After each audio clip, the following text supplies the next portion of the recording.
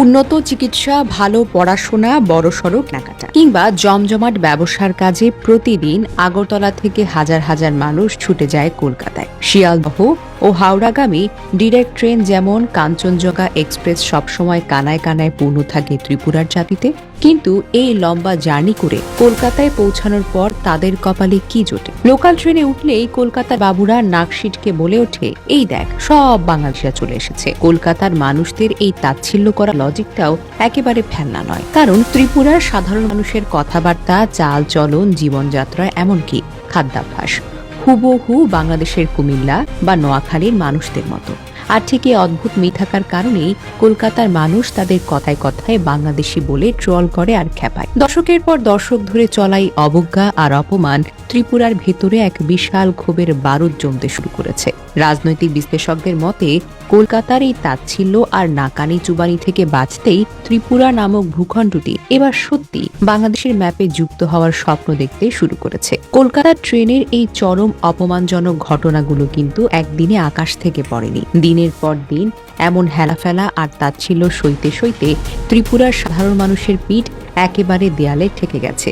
তারা নিজেদের কষ্টার্জিত টাকা খরচ করে কলকাতায় যায় চিকিৎসা নিতে, কিন্তু বিনিময়ে তাদের শুতে হয় অবজ্ঞার সুর। আর ঠিক এই ক্ষোভের আগুনে নতুন করে ঘি ঢেলে দিয়েছে 2026 সালের একেবারে আটকা রাজনৈতিক হালচাল। বর্তমান সময়ে দিল্লির গদিতে বসে নরেন্দ্র মোদীর অবস্থা রীতিমতো শোচনীয়। বিরোধী রাজনৈতিক দলগুলো, যাকে এখন সবাই ককরোচ পার্টি বলে ডাকে, তাদের টানা হুমকিতে ভারতীয় কেন্দ্রীয় সরকার এখন লেজে গোবরে অবস্থায় দিন পার করছে। গদি হারানোর ভয়ে মোদী প্রশাসন যখন দিশেহারা, ঠিক তখনই পশ্চিমবঙ্গে নতুন করে গন্ডগোল পাকিয়েছেন মোদীর ছোটদা শুভেন্দু অধিকারী। নতুন মুখ্যমন্ত্রী হয়ে তিনি যে ছুরি ঘোরানো শুরু করেছেন, তাতে ত্রিপুরার মানুষ জানপরাণেই বিরক্ত। পশ্চিমবঙ্গের এই নতুন নেতার গলাবাজি আর দিল্লির চরম অবহেলার সুযোগটা খুব দারুণভাবে লুপে নিয়েছে ঢাকা। রাজনৈতিক মহলের কান পাতলেই শোনা যায় বাংলাদেশের বর্তমান প্রধানমন্ত্রী তারেক রহমান নাকি পর্দার আড়ালে এক বিশাল ভূ রাজনৈতিক ছক কষতে শুরু করেছেন। তারেক সাহেবের এই চতুর খেলায় দিল্লির সাউথ ব্লকের কর্তাদের রাতের ঘুম একেবারে হারাম হয়ে গেছে।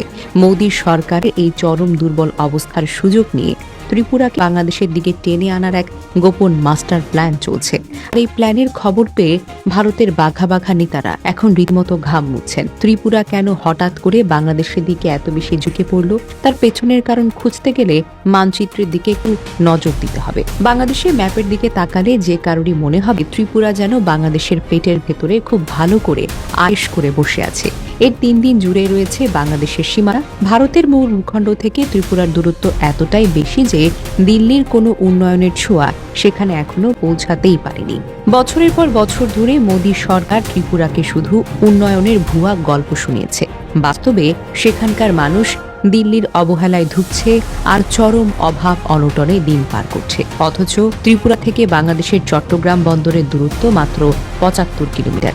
এই ছোট রাস্তার সুযোগ কাজে লাগাতে পারলে ত্রিপুরার চেহারা পাল্টে দেওয়া সম্ভব।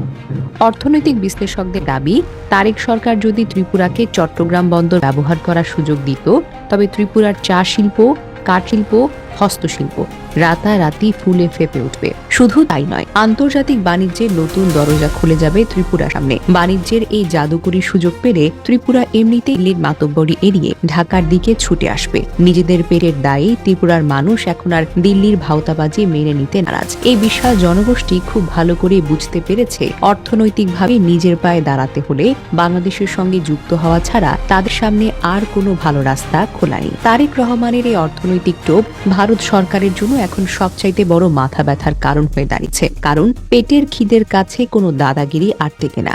অনেকেই হয়তো ভাবেন ত্রিপুরা বোধহয় জন্মলগ্ন থেকে ভারতের কেনা গোলাম, কিন্তু ইতিহাসের পাতা উল্টোলে দেখা যায় ত্রিপুরা কখনোই ভারতের কথায় ওঠা বসা করেনি। শত শত বছর ধরে প্রবল প্রতাপশালী মাণিক্য রাজবংশ স্বাধীনভাবে এই ত্রিপুরা রাজ্য শাসন করেছে।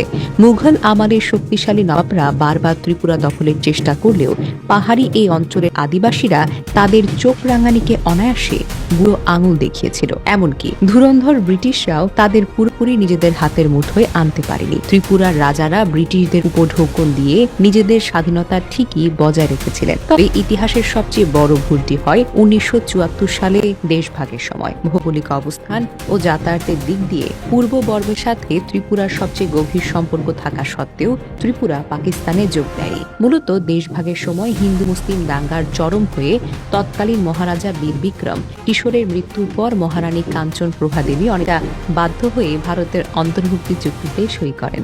ইতিহাসবিদদের আজও বড় আফসোস, সেদিন যদি সেখানে একটি সাধারণ গণভোট হতো তবে ত্রিপুরা তখনই বাংলাদেশের ম্যাপে ঢুকে যেত। দিল্লির ভয় দেখিয়ে সেদিন ত্রিপুরাকে ভারতের পকেটে ঢোকানো হলেও সেই ভুলের চরম মাসুল আজ এত বছর পর মোদী সরকারকে হারে হারে টের পেতে হচ্ছে। ত্রিপুরার আসল আদিবাসী হল মঙ্গোলিয়া চেহারার ত্রিপুরা জনগোষ্ঠী। রাজ্যের বিশাল পাহাড়ি এলাকায় আজও তাদের স্বায়ত্ত শাসন এবং TAACD ব্যবস্থার বিশাল প্রভাব রয়েছে। রাজ্যের রাজনীতিকে ক্ষমতায় যাবে আর কে ক্ষমতা থেকে ছিটকে পড়বে তার নির্ধারণে এই আদিবাসী ভোট ব্যাংক আজও সবচেয়ে বড় তুরুপের তাস হয়ে কাজ করছে। কিন্তু আশ্চর্যের বিষয় হলো বর্তমানে ত্রিপুরার 65 থেকে 70% মানুষই বাঙালি হিন্দু। আর এই বিপুল সংখ্যক বাঙালি ত্রিপুরায় হঠাৎ করে আকাশ থেকে উড়ে এসে জুড়ে বসেনি। এর পেছনে লুকিয়ে আছে 1946-এর দেশভাগ এবং 1971-এর মুক্তিযুদ্ধের করুণ ইতিহাস। 1971 সালে পাকিস্তানি হানাদার বাহিনীর অমানব হামলার মুখে প্রাণ বাঁচাতে বিশাল সংখ্যক বাংলাদেশি ত্রিপুরায় আশ্রয় নেয়। সেই সময় মাত্র 15 লাখ জনসংখ্যার ত্রিপুরা তাদের নিজেদের সমান সংখ্যক বাংলাদেশিকে আশ্রয় দিয়ে খাইয়ে পড়িয়ে বাঁচিয়ে রেখেছিল। নিজেরা না খেয়েও তারা শরণার্থীদের মুখে খাবার তুলে দিয়েছিল। যুদ্ধ শেষে বিশাল অংশ সেখানে স্থায়ীভাবে বসবাস করা শুরু করে, যার ফলে সেখানকার জনসংখ্যার চিত্র পুরোপুরিভাবেই পাল্টে যায়। সে 71-এর রক্তের সম্পর্ক আর নারীর টান আজও একটু কমেনি। ত্রিপুরার বিশাল একটি অংশ তাই মন থেকে বিশ্বাস করে নারীর টানে বাংলাদেশের সাথে যুক্ত হওয়াটাই তাদের আসল কর্তব্য। এই গভীর আবেগ আর ভালোবাসার কাছে মোদীর রাজনৈতিক চালবাজি বারবার মারা খেয়েছে।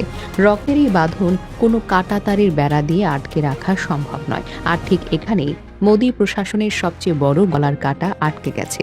ত্রিপুরা ভারতের উত্তর পূর্বাঞ্চলীয় 7 সিস্টার্স রাজ্যগুলোর সবচাইতে বড় সামরিক এবং বাণিজ্যিক প্রবেশদ্বার।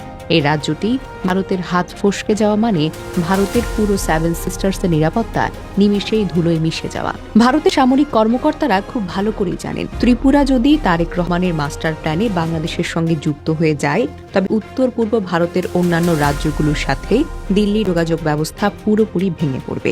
তাই মোদী সরকার কোনোভাবেই চাইবে না ত্রিপুরার এই স্বাধীন হওয়ার দাবি আলোর মুখ দেখুক। সাউথ ব্লক যে কোনো মূল্যে এই গণবিদ্রোহকে ছলছাতুরি করে নামিয়ে দেওয়ার চেষ্টা করবে।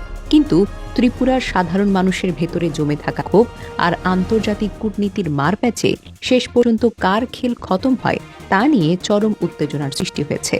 2026 সালের এই নতুন রাজনৈতিক খেলায় বিএনপি সরকার কি সত্যি মোদীকে ঘোল খাইয়ে ত্রিপুরাকে বাংলাদেশের সীমানায় ঢোকাতে পারবেন, নাকি দিল্লি নতুন কোনো ভেলকি দেখিয়ে এই বিদ্রোহ দমন করতে পারবে তা নিয়ে জল্পনা কল্পনার কোনো শেষ নেই। একদিকে কলকাতার বাবুদের তাচ্ছিল্য, অন্যদিকে দিল্লির দিনের পর দিন চরম অবহেলা।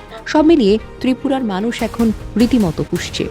দিল্লির বাবুরা বছরের পর বছর ধরে ত্রিপুরার সম্পদ লুটেপুটে খেয়েছে, কিন্তু বিনিময়ে তাদের দিয়েছে শুধু এক বুক হতাশা। ত্রিপুরার তরুণ প্রজন্ম এখন আর বোকা নেই। তারা ইন্টারনেটে যুগে সবকিছু চোখের সামনে দেখতে পায়। তারা দেখছে কিভাবে বাংলাদেশের অর্থনীতি তরতর করে এগিয়ে যাচ্ছে, আর তারা পিছিয়ে পড়ছে। এই বঞ্চনার আগুন এখন ঘরে ঘরে জ্বলছে। শুভেন্দু অধিকারী যতই দাদাগিরি দেখানোর চেষ্টা করুক না কেন, ত্রিপুরার মানুষ তার এই ফাঁকা আওয়াজে মোটেও ভয় পায় না, বরং শুভেন্দুর এই অহেতুক মাতব্বরই তাদের আরো বেশি তাতিয়ে দিচ্ছে। অন্যদিকে তারেক সরকার খুব শান্ত মাথায় এই পুরো পরিস্থিতি পর্যবেক্ষণ করছেন। তিনি জানেন কখন কোন গুটি চালতে হয়। বাংলাদেশের এই নীরবতা মোদী প্রশাসনের জন্য আরো বড় আতঙ্কের কারণ হয়ে দাঁড়িয়েছে, কারণ চতুর খেলোয়াড়রা সবসময় চুপচাপ করে হাসিল করতেই পছন্দ করে। ত্রিপুরার রাজপথে কান পাতলেই এখন পরিবর্তনের ফিসফিসানি শোনা যায়। সেখানকার চায়ের দোকান থেকে শুরু করে পাড়ার মোড়, সব জায়গাতেই এখন একটাই আলোচনা। দিল্লির শিকল ভেঙে বের হওয়া যায়, ইতিহাস সাক্ষী ভৌগোলিক দূরত্ব আর অর্থনৈতিক বঞ্চনা যে কোনো সময় একটি দেশের মানচিত্র বদলে দেওয়ার ক্ষমতা রাখে। ত্রিপুরার ক্ষেত্রেও আজ ঠিক সেই ঘটনাই ঘটেছে। দিল্লি ছুরি ঘোরানোর স্বভাবকে বুড়ো আঙুল দেখিয়ে ত্রিপুরার জনগণ যেভাবে বাংলাদেশের সঙ্গে মিশে যাওয়ার জন্য মরিয়া হয়ে উঠেছে, তাতে ভারতের নীতি নির্ধারকদের রাতের ঘুম